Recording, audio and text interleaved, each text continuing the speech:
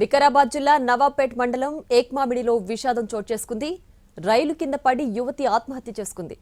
ప్రేమ పేరుతో యువకుడు మోసం చేయడంతో యువతి చనిపోయిందని కుటుంబ సభ్యులు ఆరోపిస్తున్నారు. చనిపోయే ముందు తనను పెళ్లి చేసుకోవాలని మాణిక్యం ఇంటికి వెళ్లి రిక్వెస్ట్ చేసింది. ఆ సమయంలో మాణిక్యం బెదిరించినట్టు తెలుస్తోంది. అక్కడి నుంచి కొత్తగడి వరకు ఆటోలోకి వెళ్లింది. ఆ తర్వాత రైలు కింద పడి సూసైడ్ చేసుకుంది.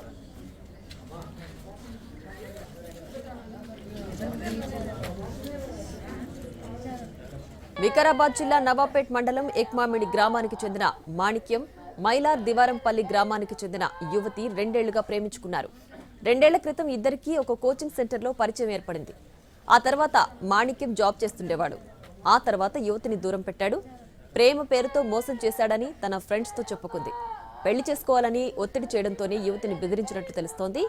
ఈ ఘటనపై పోలీసులు కేసు నమోదు చేసుకుని దర్యాప్తు చేపట్టారు.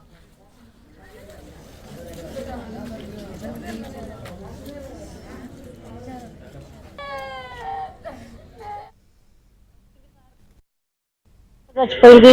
ఇంటికి వెళ్ళి వచ్చింది సార్. ఎట్లా చచ్చిపోయింది, ఎక్కడ పోయింది మాకు తెలియదు. వికారాబాద్కి వచ్చింది. అంత ముచ్చటే మాకు తెలుసు. ఇక చనిపోయిందంటే పోలీసు వాళ్ళు మాకు ఫోన్ చేసిండ్రు. పోలీసు వాళ్ళు ఫోన్ చేసేదాకా మాకు తెలియదు సార్. మైలార్దేవరంపల్లి గ్రామానికి చెందినటువంటి కొమ్మని నర్సయ్య కూతురు చిత్తారమ్మ నిన్న రైలు పట్టాలపై పడి మృతి చెందడం చాలా బాధాకరం. వికారాబాద్ జిల్లా నవాబుపేట మండలం ఏక్మామిడిలో విషాదం చోటు చేసుకుంది.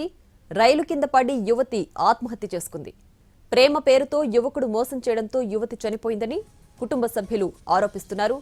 చనిపోయే ముందు తనను పెళ్లి చేసుకోవాలని మాణిక్యం ఇంటికి వెళ్లి రిక్వెస్ట్ చేసింది. ఆ సమయంలో మాణిక్యం బెదిరించినట్టు తెలుస్తోంది. అక్కడి నుంచి కొత్తగడి వరకు ఆటోలో వెళ్లింది. ఆ తర్వాత రైలు కింద పడి సూసైడ్ చేసుకుంది.